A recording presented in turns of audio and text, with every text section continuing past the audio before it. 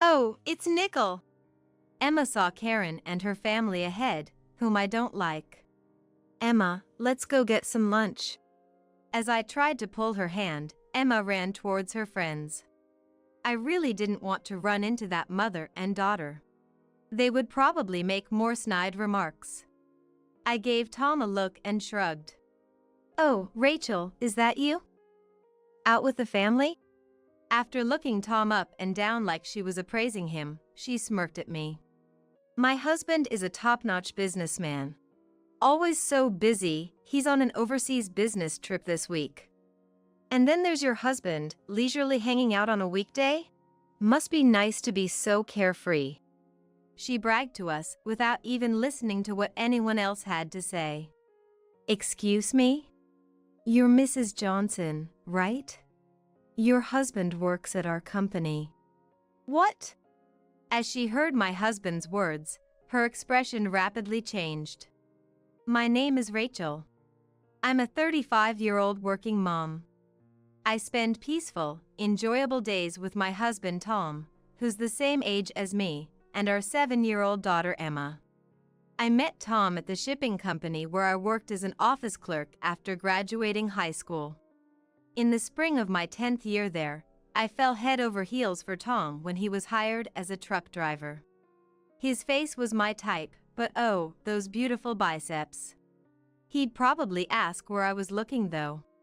Boss, I'd like to stop doing long-distance drives for a while. You see, I've met someone I'm thinking of marrying. I remember the day Tom made that request to the company president like it was yesterday. What? We had only been dating for a month. I was so surprised to hear he wanted to get married when we hadn't even discussed it that I made a strange sound. Is that not okay? Of course it was okay. When I replied, yes, please, applause broke out. Our marriage blessed by everyone at the company. Emma was born the following year and is now in first grade. I'm going to be a big sister soon, right? Will it be a little brother or sister? I can't wait, Emma asked, beaming as she rubbed my belly. Who knows which it will be? Which would you prefer, Emma? Well, both. After some deliberation, Emma greedily said she wants both a brother and a sister. I hugged her tight, overcome with happiness. You see, 2 years ago, I wasn't able to give birth to a child I had conceived. The hospital told me an early miscarriage wasn't anyone's fault, but I blame myself for not being more careful. Maybe it was because I overworked myself while Emma was at preschool? I thought a part-time job doing light work sorting products and preparing shipments in a warehouse would be fine, but maybe lifting heavy packages put too much strain on my body. Remembering it makes my chest tighten. Emma, you have school tomorrow, so let's go to bed. I'm waiting for Dad to come home. I'm not going to bed yet. I can't blame Emma for being willful. She hasn't seen her beloved father in 3 days. As a truck driver, Tom's arrival time home varies day to day, but this past week it's been after Emma's bedtime. Tom must want to see Emma too. He's a busy man, but he takes pride in his job, so I couldn't bring myself to complain. If big sister doesn't go to sleep, the baby won't either. Okay, I'll sleep then. Good night. It felt a bit forceful to say, but it was already past 9 p.m. Putting Emma to bed each night was a challenge, but seeing her adorable sleeping face made me forget all about that. After confirming Emma was asleep, I went from her room to the living room. Oh, welcome home, honey. It seemed I had dozed off a bit with Emma. Tom was already back. I'm home. I thought it was Emma's bedtime, so I came in quietly. It would have been nice if you had gone to bed first too, Rachel. Thanks. He is so kind to me during my pregnancy. Feeling grateful for him, I reheated the stew for dinner. Come to think of it, is Emma going to the same elementary school as Nickel?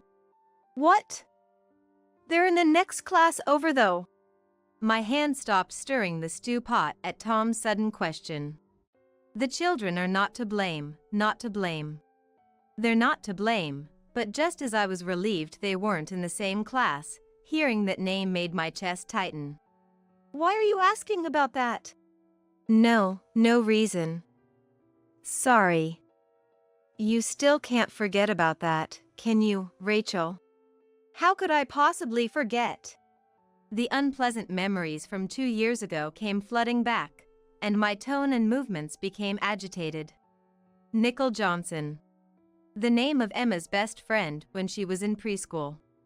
Unlike Emma, who was extremely shy, Nickel was sociable and good at taking care of others. They were as close as siblings. However, just because the kids are close doesn't mean the parents get along. Rachel, are you off from your part-time job today? Yes, I am, but why? I want you to watch Nickel after preschool ends. I want to make appointments at the hair salon and nail salon. Karen, Nickel's mother, wheedled in a coaxing voice, even though she had already made the appointments. I feel bad since it's your day off. Well then, please take care of him. Oh, and I'll say this up front, but don't forget to give Nickel homemade snacks that you made. I sighed, realizing she had asked about my next day off for this reason. Since the kids are close, it can't be helped. The days I watched Nickel were tough, thoroughly cleaning and making homemade snacks. If you don't want him eating store-bought snacks, then make and pack them yourself. That's what I thought to myself, but couldn't say out loud. If you ask her for anything, she gets in a bad mood. She's a difficult person. I put up with it for Emma's sake. And yet, that person, Karen, Nickel's mom, doesn't even try to understand others' feelings. Rachel, I'm so sorry about the baby. If there's anything I can do, just let me know. I'm here for you. She approached me, acting like such a good person, when I was in shambles both physically and emotionally. What? I didn't want it to be public knowledge, so I had only told Karen. I couldn't believe she would say it in front of so many people. We help each other out in times of need. On that day, when I couldn't rely on my parents living in another state and Tom was away, I still regret having her watch Emma for just one day. Because gossip reached my ears after I depended on her. They can't afford it, but they unreasonably put their child in a prestigious preschool. She wanted to hide that she works part-time, but it got exposed with a miscarriage. Even though she was finally blessed with a child. The unhealthy lifestyle of poor people is the worst, isn't it? Don't you think Karen is to blame for the miscarriage? Karen was bad-mouthing me behind her smile. Another friend told me the gossip was way too horrible, but that was also an unwanted meddling. The misfortune of others is like honey. I was hurt by the persistent attacks from Karen's clique. After that, I tried to distance myself from her. However, on a holiday when I was looking forward to Emma starting school in September, I suddenly got a call from her. Rachel, Nickel is saying he wants to go to Emma's house this weekend. Would it be all right if I come too? I'm sorry. I'm busy. You're off from your part-time job on weekends, right? Yes. Well, Emma and my Nickel are going to the same elementary school, right? So what? I wonder if she doesn't realize I'm avoiding her. Her insensitivity in talking to me so overfamiliarly as if nothing happened irritated me. Emma, were you able to buy a study desk? What? Why are you asking about that? I answered curtly and businesslike. I heard from Nickel that she still doesn't even have a study desk. That's... I swallowed my words, unable to say the truth. Because we were planning to move from our apartment to a house at the same time Emma starts elementary school. I don't want this person of all people to know our new address. The study desk is already in the kids' room of that new home. I was planning to unveil it to Emma as a surprise. Thank you for your concern. Is that all you wanted to discuss? No, it's not. Also, what brand of school satchel did you get? What? Asking the color would be one thing, but who cares what brand it is? She's been so fussy about this stuff since preschool. Nickel's personal clothes were all brand name too. Look, if you want to stay friends with my Nickel, you need to have the appropriate high-end items. What? So I'm thinking of having you show me this weekend. If it doesn't match up to Nickel's level, this is hard to say, but I want you to stop being friends. This is what it means to be so dumbfounded you can't speak. I sighed and moved the receiver away from my ear. Rachel, are you listening? You're having a baby soon, right? If you're having money trouble, I can front you the money to buy a study desk. Fed up with her voice coming through the receiver, I turned the call button off, muttering the worst person ever. On the day of the elementary school entrance ceremony, Emma happily put on the purple school backpack she had chosen herself. Settled into our new home awaiting the baby's birth, I was filled with joy and nervousness at the start of our new life. Emma, I hope you can make friends. Yeah. It's sad to be apart from Nickel, but... That's true. I hope you can make new friends. I feel bad for Emma, but honestly, I was relieved she wasn't in the same class as Nickel. I hope she finds a friend whose values align with mine. I kept it a secret from Emma that I sincerely wished she would meet a new friend like that. Hello, Rachel. Were you able to buy Emma a study desk after all? What? Here it comes, here it comes, here it comes. Karen, oozing boss enemy vibes, had called out to me at the school entrance. Thanks to you. We exchanged brief greetings and left the scene with few words as parent and child. I hope your next baby is born healthy. My brain shriveled at the sound of Karen's loud laughter behind my back, and cold sweat ran down my spine. My heart was pounding. I had to get out of there before I started hyperventilating.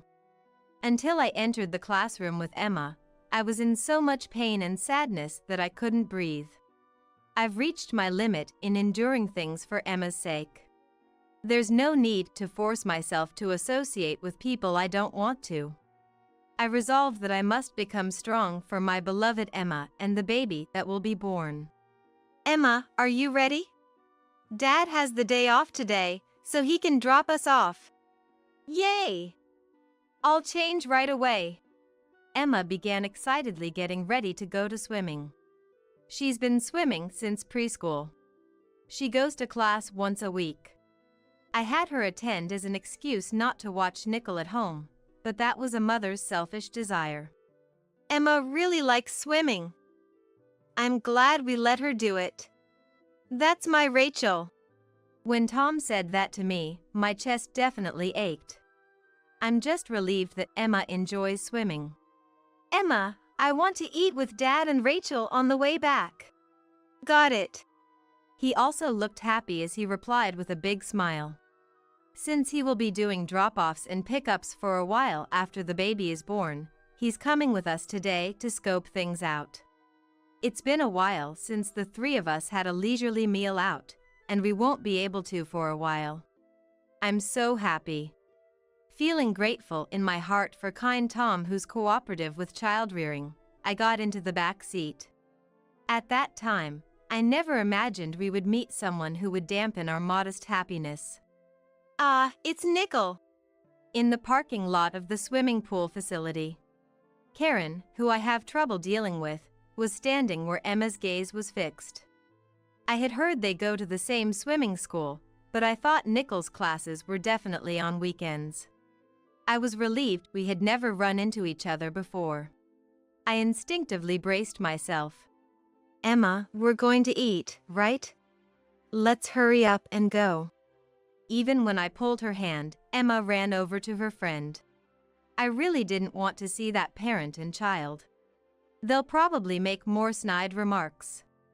I signaled to Tom with my eyes and shrugged. Oh my, isn't it Rachel?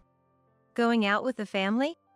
After looking Tom up and down as if licking him, she smirked at me and said, My husband is a top-notch businessman. He's always so busy and is on a business trip this week. And then there's your husband leisurely hanging out on a weekday? Must be nice to be so carefree. She unilaterally started talking and bragging. Ha. Oh, my apologies. You're not out and about, you take him to the same swimming school. So you have the financial leeway for extracurricular activities. We ignored the chatty woman as a couple. But the phrase read the room isn't in her dictionary. He's on a business trip to France right now. We're thinking of going on vacation once summer break starts. Tom, what part of what she just said was funny? I guess it can't be helped since he doesn't know what kind of person she is. I decided to just keep ignoring her myself. Tom, why are you laughing? Well, whatever. You know, I just had a great idea. Here it comes, here it comes, here it comes. Whenever she thinks of something, it's always with ill intent. I gulped nervously. Tom, do you have a job where you can take days off on weekdays? Well, I can take off if I want to. I'm a truck driver, so I think they'll be flexible. I knew it. You seem like the type. She openly expressed her disgust at Tom's casual appearance. Personally, I think wearing a suit to drop your kid off at swimming school would be weirder. Nickel looks so out of place here too. I want to ask if he has a piano recital after this. Are we done here? Tom, who got in the pool with Emma, must be hungry too. He gets short-tempered when he's hungry. I don't suppose you could pick up and drop off my Nickel from now on? Huh? Remember, I just told you? John is a businessman at a top-tier company. I want Nickel to take English conversation from now on, and I plan to have him do piano and ballet too. So I'm thinking of switching his swimming to weekday classes. Then please do that. I stifled a laugh at Tom's curt reply. I'm telling you I'm busy too. With Nickel at swimming, I can go to the hair salon and get my nails done. I'm saying drop-off time is a waste. Tom, you're free, right? I wonder how much I'd have to pay you to do the driving. I don't need any money, and I'll have to decline. Come on, Emma, let's go eat. Her lips twisted, perhaps irked at Tom firmly refusing. There's no way you have the money to eat out. Yes, we do. Don't assume if someone has money or not based on their job. Tom, who is usually mild-mannered, raised his voice at the end. I'll say it again. I think he's hungry. This is why I hate truck drivers. They quickly get loud and rough with their words, just the worst. Nickel, aren't you glad you're not in the same class as Emma? Nickel, whose head she patted, started crying. Mom, why would you say that? I wanted to be in the same class as Emma. It was obvious he wasn't crying because he was scared of Tom's voice. Tom patted Emma's head as she started crying too. It's tough not being in the same class. It's okay. I can't put you in the same class, but I can get your dad to take weekdays off. What? Why? What are you talking about? You're Mrs. Johnson, right? He works part-time for us, but... Not only Karen, but I was also surprised by Tom's shocking statement. Don't lie! I'm calling him right now! Slipping into a slight panic, she took out her smartphone and called her husband. I think he's driving right now. Yeah, if traffic isn't bad, he should arrive at the company around 8 p.m. Tom told her while checking his watch. Her face turned red then pale as she tapped her smartphone screen over and over. Mrs. Johnson, It's no use no matter how many times you call. To prevent accidents, we have them turn off their phones while driving. She panicked even more at Tom's resolute attitude and squatted down on the spot. First of all, John doesn't even have a commercial driver's license. No way! Liar! If you think I'm lying, come check with our company to confirm. We had him get his license since he said he wanted to work for us. What? What do you mean us? Tom handed his business card to her as she sat on the ground. No way! Emma's dad is the president of that famous shipping company? Yes, that's right. I slowly opened my mouth after ignoring her for so long. He became the president after taking over for his father. That's how it was.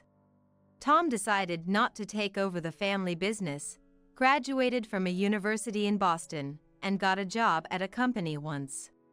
But I guess it didn't suit his personality. Just before turning 30, he said he would take over the family business. His father was strict with his son Tom too, testing to see if he had the qualities of a driver. He had him do long-distance routes too, so he could experience the challenges of the job firsthand. This world isn't easy. I also worked in the warehouse, helping out with my father-in-law's work. Even if he's the president, it's still a low-class job, isn't it? How can you say that, Karen? Your husband is working part-time at a company you call low-class. Don't just say whatever comes out of your mouth.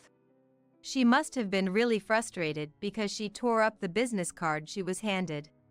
If this is a lie, I'll sue you for defamation. And screamed. 8 p.m. The office of the shipping company where Tom serves as president turned into a war zone. Knowing it would end up like this, I had Emma and Nickel evacuate to a separate room and turned up the volume, playing music. Explain what's going on. She cornered her husband, her nostrils flaring. I understand how you feel, wanting to confront him. But he drove a long way and made it back safely. Let's get him some food and rest first. Huh? Don't act so high and mighty. Rachel, how long have you known? You knew and didn't tell me. She directed her anger at my words and glared at John. Rachel really didn't know until today. Just hearing your name makes her so anxious she starts hyperventilating. How could you? That's horrible. She covered her face and started crying. Being told you're hated would be a shock to anyone. I shook my head at Tom, signaling him not to say anything more.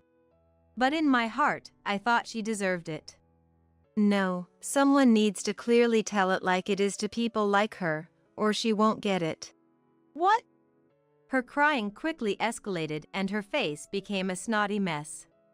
Her makeup was gone, revealing her bare face. Was she a different person?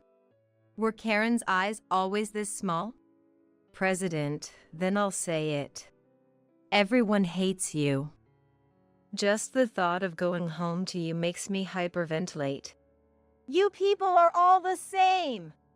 More importantly, why did you change jobs without telling me? I was fired. What else could I do? I was at a loss after being fired. So I consulted with Tom, with the president. What? Fired? Why didn't you tell me something that important? If I had told you, what would you have done? Comforted me? Consoled me? Tried to find a solution together? You would have just freaked out at best. Then why of all people would you consult Rachel's husband? Because he's the dad of Nickel's best friend. You see, at the entrance ceremony, Tom casually greeted me and asked with concern if I was okay since I seemed down. You were too busy bragging to your friends to notice though. Are you stupid? I can't believe you showed weakness to this family. I won't be satisfied unless I'm in a higher position than Rachel. What's unbelievable is your thought process. I sighed at her baseless claims. Stop it already! If you keep bad-mouthing the president's family, I'll consider divorce. What? Tom and I let out surprised voices in unison. I was even moved that he would go so far to defend us. I hate a mom who says bad things about Emma's family. If you keep it up, I'll become a child of Emma's family. Huh? I don't know when he started listening to the adults' conversation, but Nickel appealed with tears while holding Emma's hand. Fine, I get it already. Being hated by your daughter hurts the most. She hung her head on the spot. Here's the epilogue. At the office, she promised not to speak ill of anyone anymore, but someone's true nature doesn't change easily. John, her husband who kept warning her, apparently got fed up. Furthermore, she kept spreading gossip through texts with friends and ended up isolated. Unable to bear it, she schemed to transfer Nickel to a different school, but her husband left the house with Nickel. In other words, they separated. They started living in an apartment near my house under the pretext of company housing. I have no intention of returning until my wife truly reforms herself and sincerely apologizes. He said it clearly. She ended up truly isolated and helpless. My condolences. On the other hand, I gave birth to an adorable baby boy. I will feed him milk. Emma fully has the face of a big sister now. Nickel, you're next. The baby bottle passes from Emma's hand to Nickel's. That's right, Emma and Nickel remain close friends even in different classes. On swimming school days, they often come to our place together after school and wait. Now, shall we head to swimming school? Nickel's dad says to the two of them with a smile. Tom prioritizes John's requested days off so he can pick them up and drop them off. That's my Tom for you. John seems to unexpectedly suit being a truck driver and is working hard to get promoted from part-time to full-time. I'll be waiting with a snack ready. Yay! We'll be back. I'm not making it because someone ordered me to. The sight of Emma and Nickel happily enjoying it, saying it's delicious, is so precious. To protect our modest happiness, let's clearly say no to things we dislike. Let's minimize our relationships with people we don't get along with. If we get hurt, let's make an effort to forget. People who badmouth others are pitiful. My heart that forgives such people is beautiful. Telling myself this, my time kneading the cookie dough is peaceful. I found a new wife, so let's get a divorce. He said, handing me the divorce papers out of nowhere. What kind of way to say it is that? I replied to Christian, visibly upset. What do you mean? Explain yourself properly. There's nothing much to explain. You're in a wheelchair, right? That means I have to take care of you. I don't want that. So, divorce it is. Shalia, help me. What should I do now? Christian was nearly hysterical, his words hard to make out. His distress was far from normal. Who are you? I responded calmly. Who? It's me, Christian. At first, I didn't recognize him because of his drastic change, but hearing his voice made it clear. Pretending not to know him, Christian seemed quite panicked. My name is Shalia, a 46-year-old homemaker. I have a daughter, Lissa, who's 21.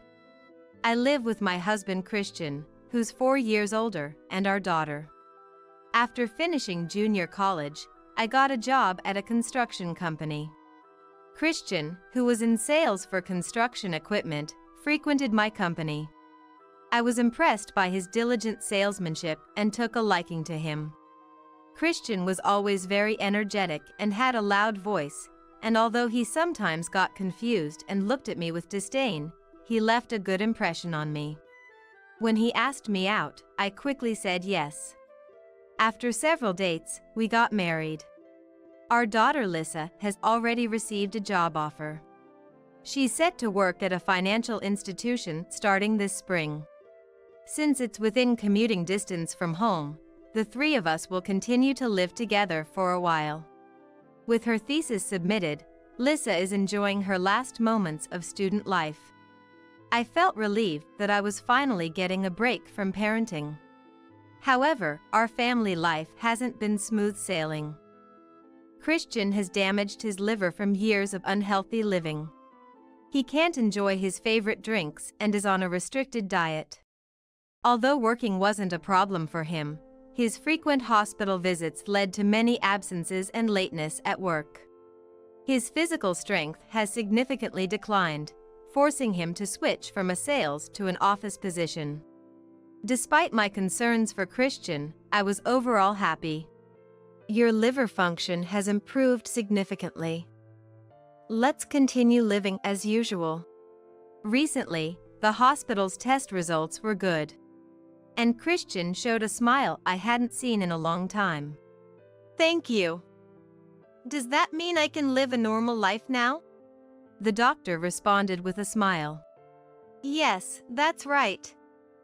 This is thanks to your regular diet. Your wife has done a great job. I was so happy I could barely keep a smile off my face. Despite never receiving a single word of thanks from Christian, I was on the verge of tears, holding back with a handkerchief. The doctor's acknowledgement of my efforts was incredibly gratifying and appreciated. Christian frowned in displeasure. Doctor, what are you saying? It's because I've been taking my medicine and taking care of myself, right? It seemed Christian wasn't pleased with me being praised. He complained like a child who had his credit stolen. Hearing Christian's comment deflated my happy feeling. Of course, medicine is important. But the most crucial thing for your condition is your diet. You are where you are today because of your wife. You can't thank her enough. The doctor advised Christian in an instructive tone. But it seemed Christian wasn't receptive to the doctor's words. He didn't even try to hide his displeasure. So, I quickly wrapped up. Thank you. The conversation. Back at home, Christian called his parents to share the good news. He sounded very happy then. Christian always plays the victim, unable to bear not being the center of attention. Though his illness may play a part, I thought of him as a small-minded man. Everyone at work was so pleased. They said it's because of my good deeds. You two are nothing like that. Christian came home in high spirits. Taking such flattery seriously and looking down on me and Lissa seemed truly low to me. As I was about to retort, Christian blurted out something unbelievable. They're going to throw me a recovery celebration. I can finally drink again. I doubted Christian's words. A recovery celebration? You're not fully healed. How did you explain it to everyone? Christian looked perplexed, as if he didn't understand his own situation. How? The doctor said it's okay to live a normal life, didn't he? The normal the doctor mentioned is your version of normal, not the same as a healthy person's normal. He said to continue living as you have been. Christian suddenly looked annoyed. Let's not sweat the small stuff. I know myself better than anyone.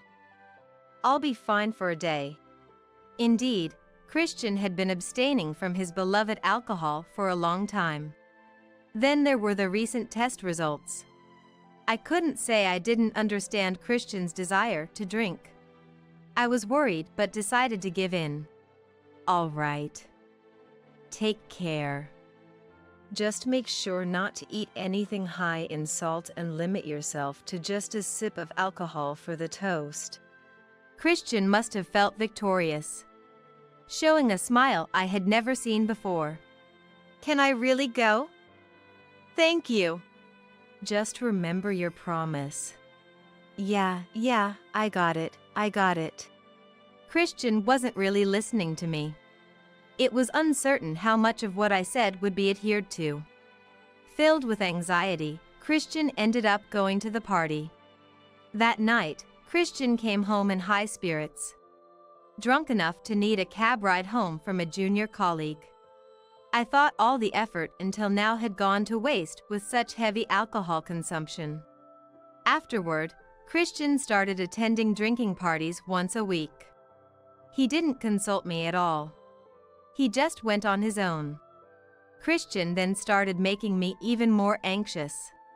While eating dinner, Christian began to complain about the restricted diet. "This is a bit bland, isn't it? It's so tasteless, I don't feel like I'm eating anything." Until now, he had never complained and even said it was delicious. His taste must have adapted to the strongly flavored food he ate at the drinking parties. At one point, Christian even brought home side dishes from a convenience store that seemed like snacks for drinking. He must have convinced himself he was cured, as others thought he was. I was overwhelmed with anxiety. This surely wasn't going to end well. I tried to warn Christian, but it was like talking to a wall. The last results were good, so it'll be fine. All I could do was sigh and hold my temples. Christian's condition didn't last long. One night, he rushed to the emergency room with severe abdominal pain and fever. The doctor's words were gravely serious. "Mr. Christian, you have cirrhosis of the liver, and it's quite advanced. You were continuing with the medication and diet therapy, right?" I took the medication. The diet, well. Christian awkwardly looked down. Both the doctor and I were at a loss for words. In my heart, I murmured, "It's your own fault." The doctor must have felt the same. At this point, all we can do is slow the progression and alleviate the symptoms. You also need to be careful of pancreatic cancer. Cancer? That can't be. Doctor, isn't there anything you can do? There must be another treatment option. Christian clung to the doctor, tears streaming down his face, begging for a solution. It's not that there aren't options, but... Please, what is it? What's the option? It's a transplant. A living donor liver transplant. There you go, there's a treatment option. Please, go ahead with the transplant. It's not as simple as that. First, we need to find a donor. Then, here. I have one right here. Christian grabbed my arm. A transplant can't proceed without the donor's voluntary consent. I wanted Christian to be healthy. But honestly, I was scared. I couldn't immediately agree on the spot. On the other hand, Christian's eyes were shining. When do we do the tests? Sooner is better, right? Christian was already set on receiving the transplant surgery. My feelings were of no concern to him. After much thought, I decided to undergo the tests to become a donor. I was a match as a donor. Then, the surgery happened in no time. The operation was over more quickly than I had anticipated. Both Christian and I had successful surgeries. I was hospitalized for 3 weeks, and during my stay, Lisa came to the hospital and took care of me. Afterwards, she continued to visit the hospital to take care of Christian. Christian spent a few days in the ICU before being moved to a general ward, and after 3 months, he was discharged. His prognosis was good, with no complications, rejection, or signs of infection, and he was recovering smoothly. A year later, Christian returned to society and started going to the office again. He looked healthier, more vibrant, and energetic than before. I truly thought it was good that we went through with the transplant. However, my condition then started to worsen. I began to cough, experience shortness of breath and dizziness, and often couldn't stand up. Thinking it was a consequence of the surgery, I had it checked during a regular checkup, but nothing abnormal was found. After visiting various hospitals, I was diagnosed with lung cancer. Despite not smoking, I learned that lung cancer can still occur. Lung cancer doesn't have specific symptoms, which is why it was undiagnosed. Fortunately, my cancer was caught early, so I could be treated with chemotherapy and radiation. The dizziness persisted, and I had difficulty standing, leading to a wheelchair-bound life. It was then, as our roles reversed, that a serious situation occurred. Christian didn't come home one night, and I was worried something had happened, but Lisa handed me her smartphone. On the screen was a photo of Christian happily drinking at a pub with his coworkers. "This was 10 minutes ago," Lisa said with a look of disbelief. I was flabbergasted. Despite having had a liver transplant just a year ago, it seemed Christian had no awareness of being ill. How much trouble he had caused the family due to this lack of awareness. I worried for nothing. Let's just go to sleep. However, Christian didn't come home that day. He didn't return the next morning either, so I called his smartphone. He didn't answer but sent a message instead. The message said he had left divorce papers in the bedroom for me to file. Shocked, I dropped the smartphone to the floor. I called Lisa loudly and asked her to check Christian's bedroom. Lisa came down looking pale. "Mom, this," she said, holding a piece of paper. Taking it, I gasped. "What's this?" I was filled with disbelief. The paper was a filled-out divorce application. "Unbelievable! What kind of person does this?" Lisa, possibly out of frustration, was red-faced and teary-eyed. I, on the other hand, had become calm. I felt more resignation than anger or sadness. Then, my smartphone rang. It was from Christian. Taking a deep breath, I answered. As soon as he heard my voice, Christian began speaking cheerfully. "I've found a new wife, so we're getting a divorce, lol." Handing me divorce papers out of the blue, what a way to say it. I replied to Christian, clearly upset. "What do you mean? Explain yourself properly." "There's not much to explain. You're in a wheelchair, right? That means I have to take care of you.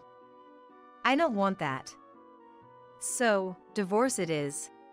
I felt like everything went dark in front of me. It was more of a feeling of disgust and pity than shock. Lisa snatched the smartphone from me and yelled at Christian. "What do you mean her?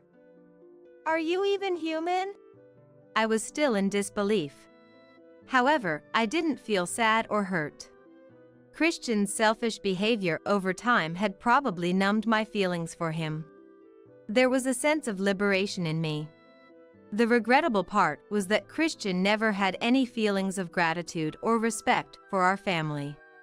Seeing Lisa looking at me worriedly, I smiled at her. "I'll be fine. I've been over him for a while."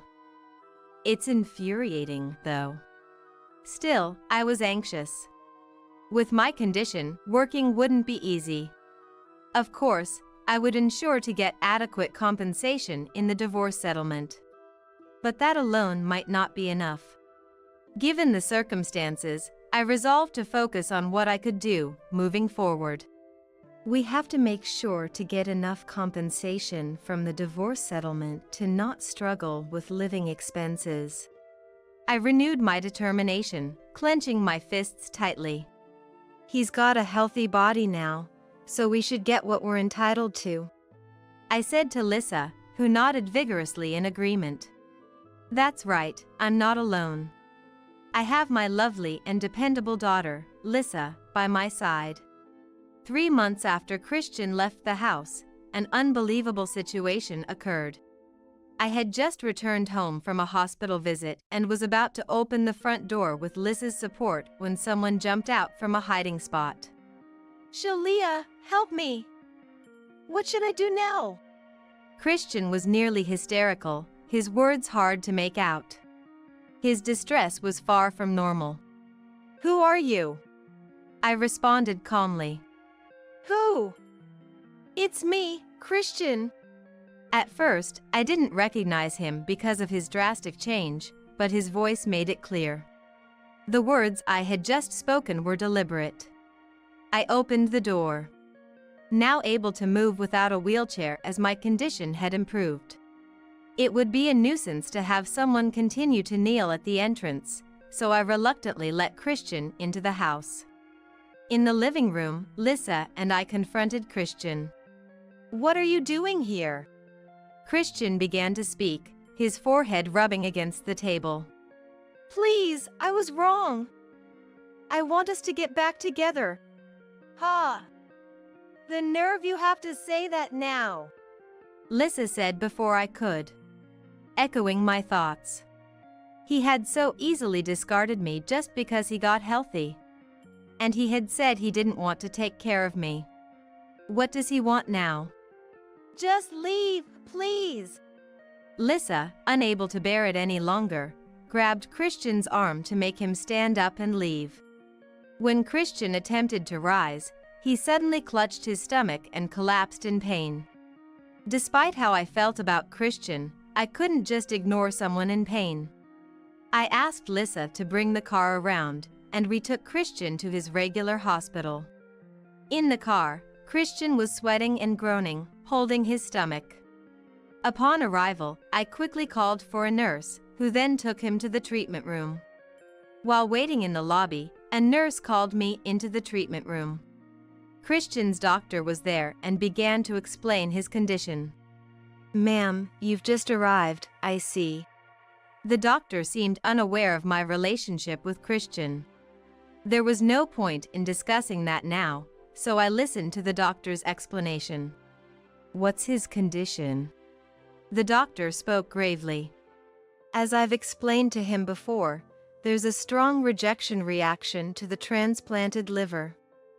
Immediate hospitalization and treatment are necessary." Lisa chuckled softly in the background. "He's getting what he deserves." I coughed to signal disapproval of Lisa's inappropriate comment. But I completely agreed. The doctor pretended not to hear and continued.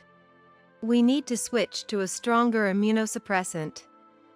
This medication puts a significant strain on the kidneys. His kidney values are already poor, so using this suppressant will necessitate dialysis." I responded immediately. "I see. Please do what you think is best." The doctor seemed taken aback by my quick response. Starting dialysis means being bedridden in the hospital for about 3 hours, 3 times a week. Once it begins, it's a lifelong commitment, significantly impacting one's lifestyle. Normally, one wouldn't make such a decision so quickly. But I have no involvement in Christian's life anymore. What happens to him is none of my concern. The doctor began to discuss the possibility of transplantation. It dawned on me why Christian had come. He was probably hoping for a kidney transplant from me. Seeking help from me because his condition had worsened was far too convenient. Christian should suffer the complications of liver disease and live the rest of his life on dialysis. When Lisa was out, Christian came to our house again. This time, it seems he properly rang the intercom. He was so emaciated that saying he looked haggard would be an understatement. His face was lifeless and pallid, as if he might collapse at any moment. Although I had an idea why Christian had come, I let him into the house anyway. He must have sneaked out of the hospital. Then Christian began to talk incessantly about the woman he was involved with. She was a 24-year-old coworker. She's 3 months pregnant. Christian revealed shortly after leaving our home that the pregnancy was discovered. I thought I had no feelings left for Christian, but his manner of sharing this news made me feel disgusted by him. "Anyway, I've decided to go ahead and file those divorce papers we put on hold. But since I have my own life to live, you'll need to pay me a lump sum of $50,000 for the settlement, I stated firmly. It's a bit above the going rate, but considering my illness, it shouldn't be considered too high. There's no way I can pay that, Christian retorted, his face turning red with anger. Ignoring Christian's attitude, I continued. If she's someone from work, she must have known you were married. I'll also be seeking compensation from your mistress in the divorce settlement. Hey, cut the crap. Do you even know who she is? I had no idea who she was. She's the boss's daughter. And she thinks I've been divorced for years, Christian admitted, attempting to justify his deception. I was appalled by his selfishness. That's your problem. You've done enough. If you don't pay, I'll go to your company and have your wages garnished, I said sharply. Please, don't. If the boss finds out about the affair, it'll be a big problem. I thought to myself. It's already a big problem, isn't it? Staring Christian down, he timidly began to speak with a pale face. I'll figure out the money somehow. Just please don't tell the company. If the company finds out, she'll know I'm still married. It'd be cruel to her if she found out about the marriage from an affair. Sympathizing with his mistress? What about me? Christian looked taken aback, then hung his head. I'll arrange the money right away. Just keep quiet about it. I kept my stern gaze on him. Christian knelt on the floor, begging.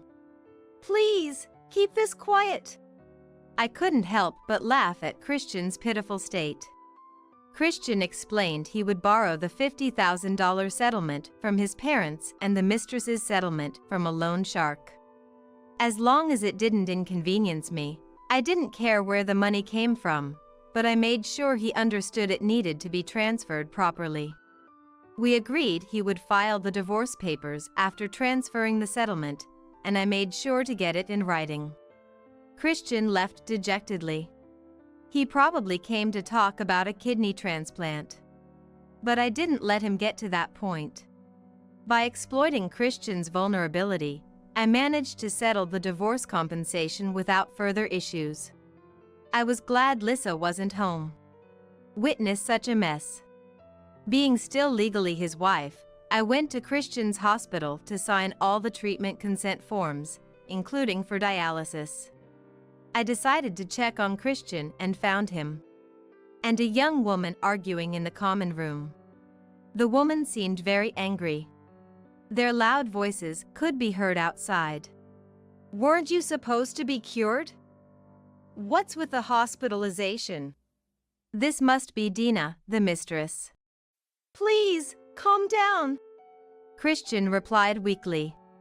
I don't want to deal with an old man in the hospital when I'm about to have a baby.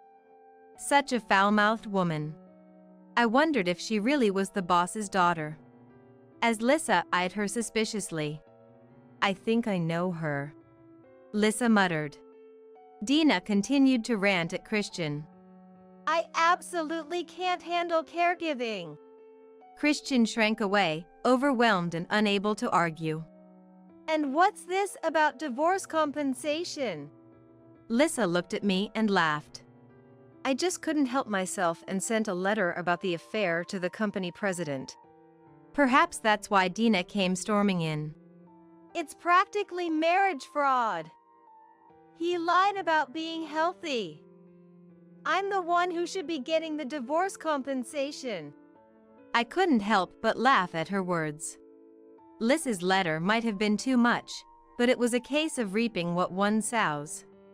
A young doctor passing by struck up a conversation with Lissa. Is that your dad in the common room? There seemed to be a familiarity in his tone. Lissa responded with a smile. Maybe not. I watched their exchange with a touch of amusement. After the doctor left, Lissa looked happily at me, catching my gaze and blushing slightly.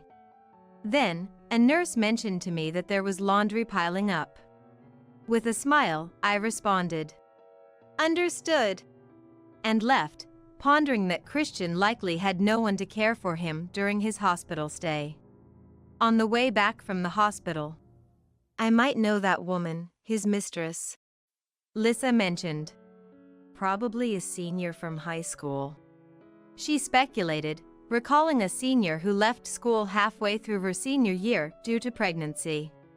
"She must have dropped out because she was pregnant," Lissa mused, tilting her head in thought. She then suggested, "Maybe the child she's carrying isn't Dad's."